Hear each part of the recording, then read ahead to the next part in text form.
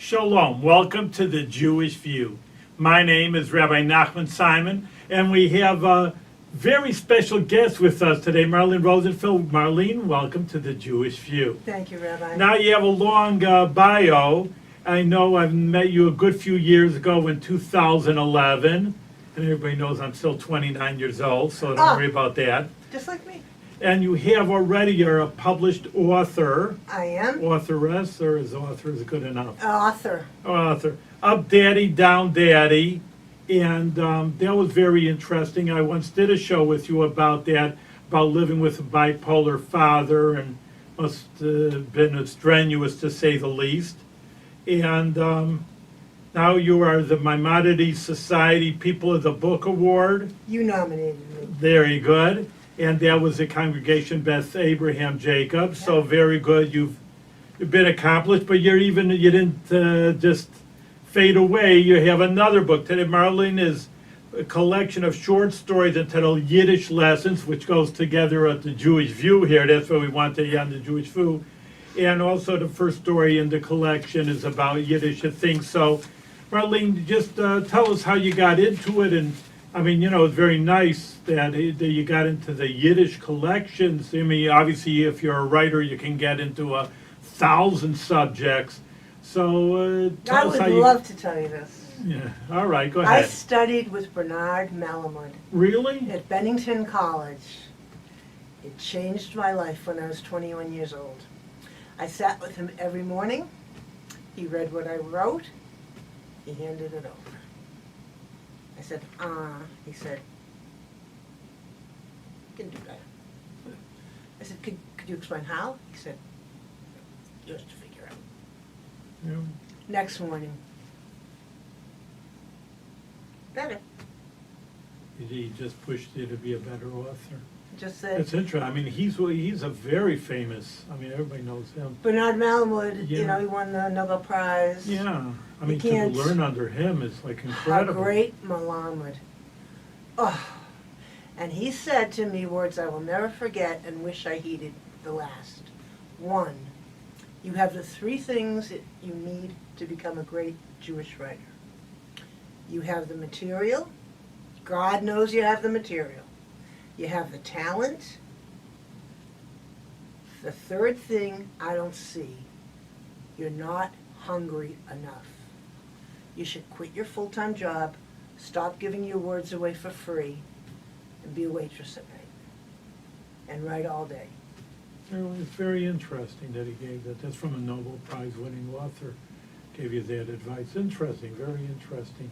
Again, for I think any profession, if you really want to succeed in it, like you say, that hunger is important. I mean, you can just go through life and get through a job and, make a living, but really to be successful, you have to be hungry for it. It's very interesting that he said that. My mother, Avashalom, said, and pay your rent with a poem. Yeah. I would like to turn the older Jewish community that attends JCC onto younger Jewish writers that are at the top of their game and they may not know of them. I mean Michael Chabon, Ayelet Waldman, Jonathan Safran Foer, Yeah. Jonathan Lenzum, many great, Here I Am hit by Jonathan Safran Foer might be the best book I've read in 10 years. Really. In 80. Very good, excellent. So you do you write in Yiddish, or you I only speak it, or you read Yiddish literature? I read 'Cause- Yiddish literature. I have a great, my teacher turned me on a transliterated book, a Yiddish dictionary that shows English, how it's pronounced in Yiddish, how it's spelled in Yiddish, and everything I do. I went back to all my work of the last 6 months and adjusted accordingly. Excellent, it's interesting. Because I think you have a hot item because they say that Yiddish is being revived. Yes. Because beforehand, like I say, I'm 29, but when I was a kid, Yiddish is dead, no one's, and now they have a museum in Amherst in Massachusetts, but it's almost like it's almost, museums are for dead people, Yeah. I'm just saying, it's mummies and, Yeah, very the nice. Yiddish book center you're referring to. Yeah, yes. sure. I mean, I've been there, but, in a way I feel bad because, museums, like I said, here's what was 100 years, or 50, 100 years ago in America, but what about now, that's important. And, but then they say more and more people that are, especially in New York City, maybe. Well, I'm involved with YIVO, which is Yeah, a, sure. okay, and I'm involved Well, why with don't you the explain what YIVO is? I know it, but mm, it's the Yiddish. Institute, I can't remember. Yeah, it's the stands Yiddish, for- it's a Yiddish acronym. Yeah. Whatever, it's to keep also the- Yiddish alive. Yeah, the Jewish Museum, Yeah, and finally, the National Jewish Book Award yeah. people. So, yeah, You're connected with them now. Yeah, that's what I'm saying, more and more they say people are taking up Yiddish and, I guess people are looking for their roots. They knew their grandparents spoke Yiddish and, that's true in my class at JCC. yeah, that's what I'm saying, more Yeah, and more you're getting yeah. that because, the people in America was, oh, don't speak Yiddish, you can't get ahead and, Right. it's a dead language from Europe and then. Assimilate, Yeah, that kind of idea, exactly.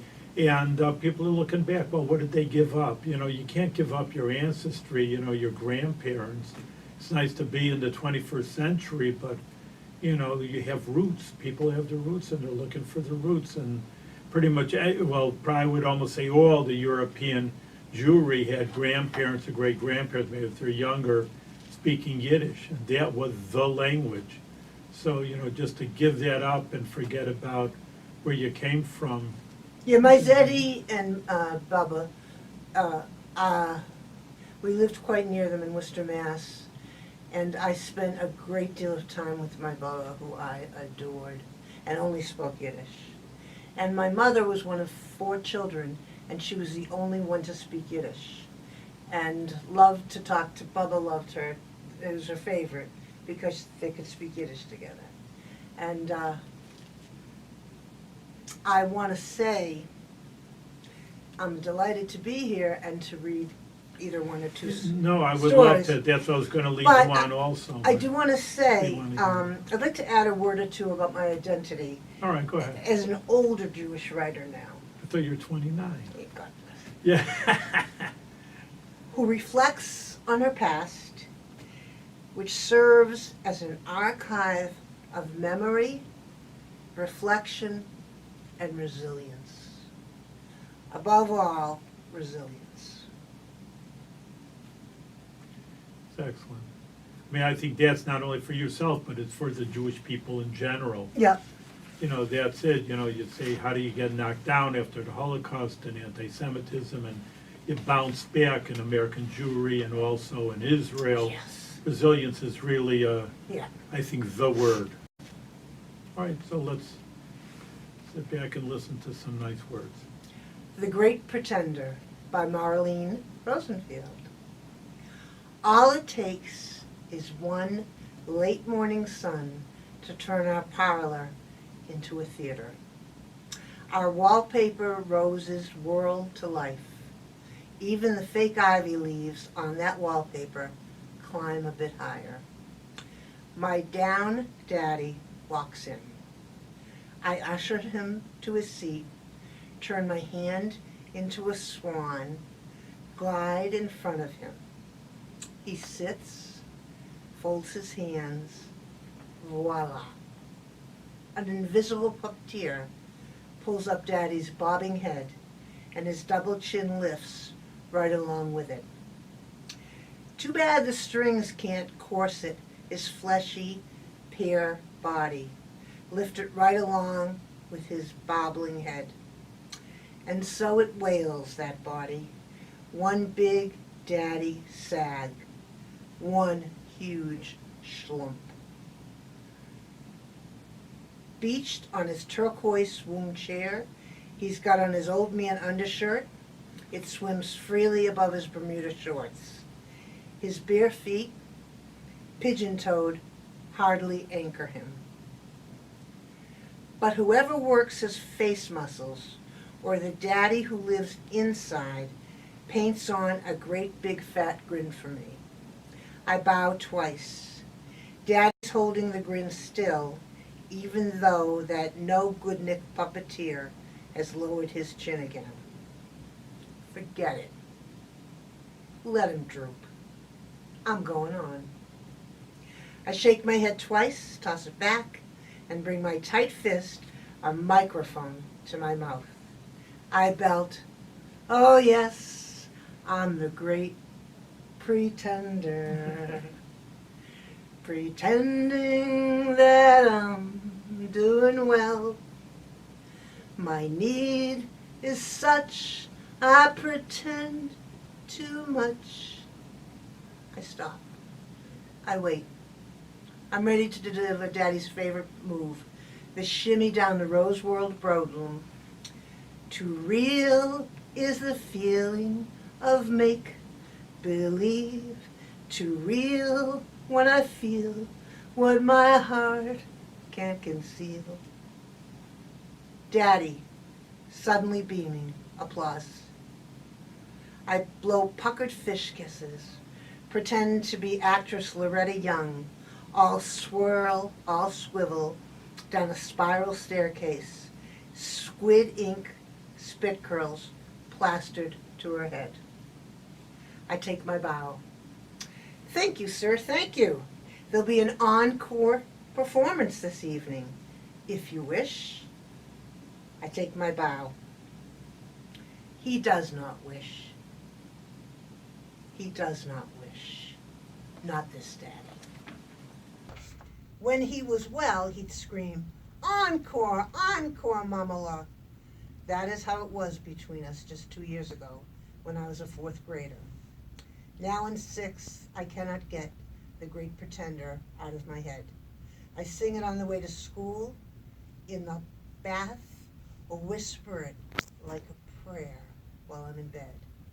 Some nights, even now, I fall asleep with a slippery refrain still wet on my lips.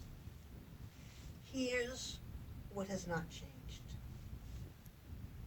I pretend plenty.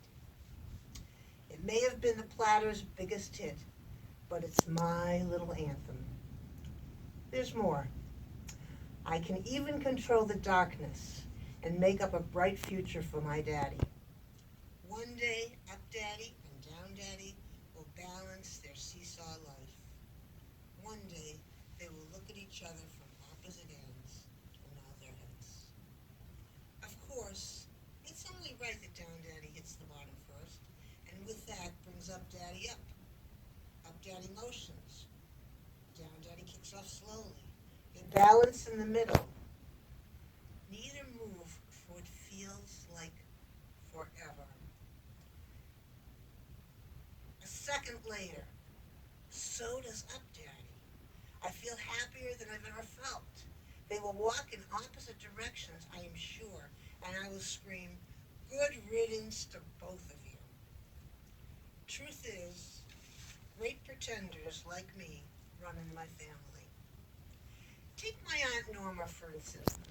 Daddy's sister strings up wet tea bags on a taut little doll's clothesline to dry and reuses them twice. She quarters a hard-boiled egg, slices an apple in an ace, and pretends it is lunch for my family of 4. This past Hanukkah, I sat on her plastic-covered sofa, opened my gift, and pretend how much I liked the scratched Viewmaster 3D viewer with a couple of bent paper reels to feed it, wrapped inside a nice big box from Filene's in Boston.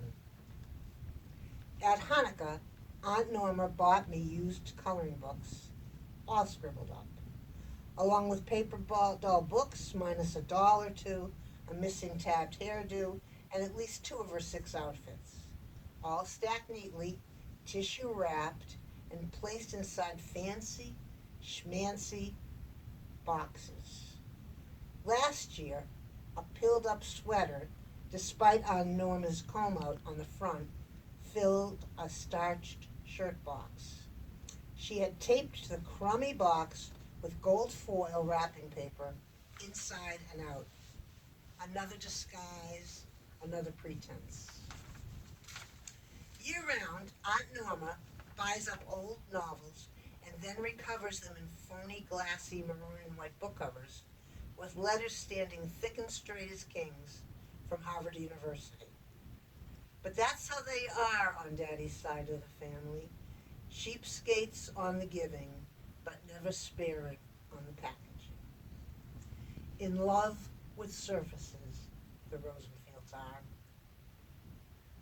Except my daddy, who lives from the inside out. When I got tired of watching the bent-up reels that came with Aunt Norma's Viewmaster, tired of Little Lulu on the Sunday funnies bopping boyfriend Tubby on the head, or of Buffalo Bob trickling caramel, I tossed them and decided I liked my Viewmaster better when it was empty. I click away while my fake extended eyes take in white light. I wait, I watch. I am a camera that soaks up the light and fills in the right daddy. And that's how my Viewmaster daddy dies. Daddy dies in 3D, came to be. I snap on Danny Thomas daddy, who is like the one on TV, waving his hand in the air and pretending his children are driving him nuts. And it's as if my real daddy has taken over for TV daddy. While Down Daddy pretends to watch TV one night, I fiddle with my empty Viewmaster. I get inspired. With a click, snap, click, pause, I conjure up my old daddy. Top Dollar Joe, the best used car salesman in Lechmere Square, Boston.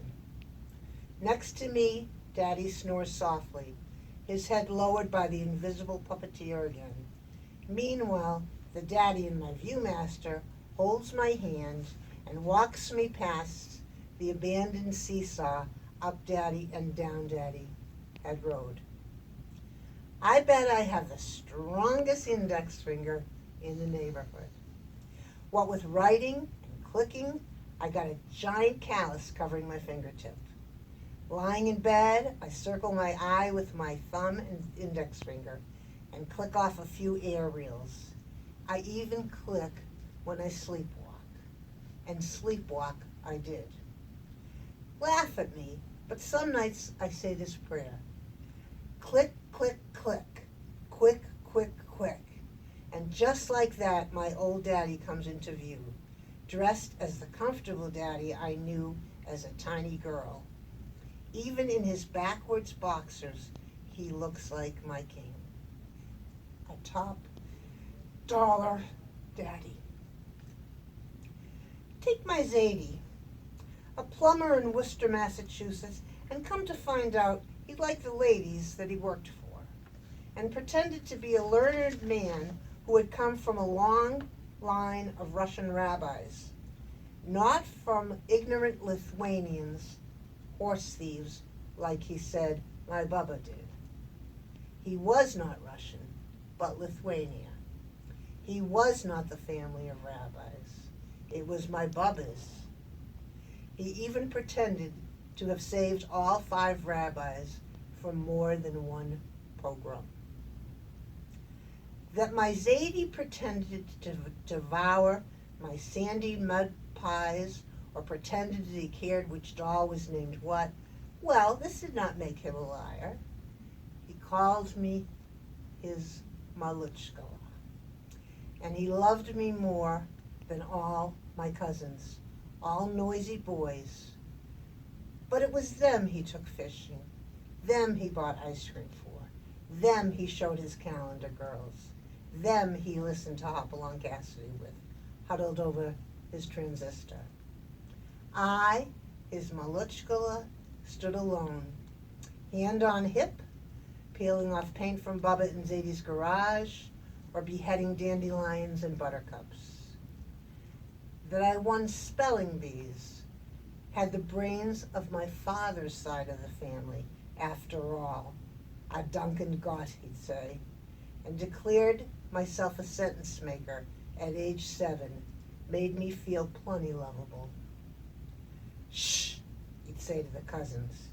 Don't you see what she is doing? She's making for herself a book.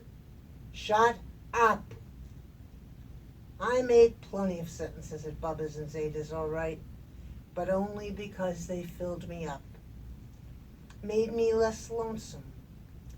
Still, he was my Zeta, and me his granddaughter, an equation I mistook for love. Fact was, my Zeta was a monster, the greatest pretender of all. He washed Skippy, the family dog, in lye soap. Skippy, writhing in pain, ran to the road and rolled. He was hit by a car instantly, which killed him. My Zeta beat my Bubba. When I was 12, he pushed my Bubba down the basement stairs along with 2 second-floor tenants, and he took a sledgehammer to her skull. The event made front-page news on the Worcester, Massachusetts Telegram and Gazette. I cannot tell my Bubba's story. I can, but I won't. Never. It's emotional story there, but that's a little bit your bio. I mean, it's not a story, it's your It's real not- life, I lived it. a real life story. That's what they always say an author should really, I mean, Mine, talk about yeah. their life experiences. I'll tell you something interesting as a PS to the story. My Bubba was in a coma in the hospital for over 4 months. My Zeta died almost instantly in prison, in the Worcester County Jail, from pneumonia. When Bubba woke up 4 months later, she opened her eyes. We were all there every day waiting. And she said, "Where's Pa?" She had never remembered, thank God, never what happened. You know, in a way, that's a blessing. Yes, I think so. I do think so. All right, well, you had some real family history, to say the least, over here. so- Kind of light, you know. Yeah, lighten up over here. Well, you know what, I mean, we have just a few more minutes to go over here, and, you know, I see you're an accomplished, unfortunately, it's a sad story at the end. On the other hand, I mean, I see you're an accomplished author, you really portray the situation very well, so that's important. You know, that you can feel like you're there, I mean, for a listener or a reader, Oh, good. you know, so that's an important, just say instead of an outline, or Yeah, yeah. that's what a good author, you know, you can just makes you Yes. feel like Yes. you're into the scene. Yeah, yeah, yeah. But your books about anything positive, though, we always like a positive Jewish story. Well, this story is will be one of the ones in the collection. Good. It's probably the darkest. Mm.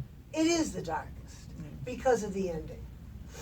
On the other hand, there are many parts of stories where I exalt my Bubba and my Zeta, where I talk about how I love to sit at Bubba's oilcloth table and watch her cook her chicken. And she said she only liked the feet. And she would suck on feet Really? for 10 They make, minutes. in the olden days, people don't know about that anymore. Okay, They have a whole chicken over you know why? Oh, why? So there'd be more food for the kinder, Mm. for her children at the table. So she took the extras, kind of. She ate the feet. I mean, just that people throw that in the soup over here. I know that was a big thing with the soup. I remember that. And the iron. Do you remember the little eggs, the little yellow eggs that were in chicken soup? You used to get from the kosher butcher? Actually, premature Yeah. embryos were what you were eating. Yeah. Yeah. Bubba loved those, and so did I. And my brother and I fought over them. And Just those Yiddish foods that you don't really, like I say, they're not there today. Everything's fresh packaged. You know, like I say today, a little bit, it's not the user's problem, but it's a situation where in the olden days, you'd have, a block away, you'd have the Jewish baker, and you'd smell the bakery, everything's in cellophane in the supermarket today. And then you'd have the butcher, you'd see a hot chop in a way, and here everything's in a nice round package, the smells, the sounds All of, gone. yeah. And you don't have a Jewish deli in Albany. It's incredulous to me. I know what you're saying. That's what I'm saying. And, even religious, obviously I'm a rabbi and I like the religion, but besides that, they kept the Jewish flavor. And kids just don't have it. They live in a very aseptic world. I go back to the days when Bubba used to put a kipper in the bathtub and make her Gefilte fish. gefilte fish. And I used to sit and poke the little guy when nobody saw me in the bathroom, just to get him swimming. Yeah, those a are the little real bit. life experiences over Who there. could ever take that? I am filled with joy when I think of my Bubba. Filled with joy. Marlene, we're out of time, unfortunately. Half That's hour goes great. so fast. Yeah. But we're going to have to ask you again, because you have more works and collections, and I'm sure our viewers not only would like to read it, they should be able to read it and pick that up. But on the other hand, just, because your inflections are also very dramatic and makes the stories even more alive, the way you tell them, relate them. So thank you very much. Thank you, And I Rabbi. look forward to checking in with you again with more stories. Thank you.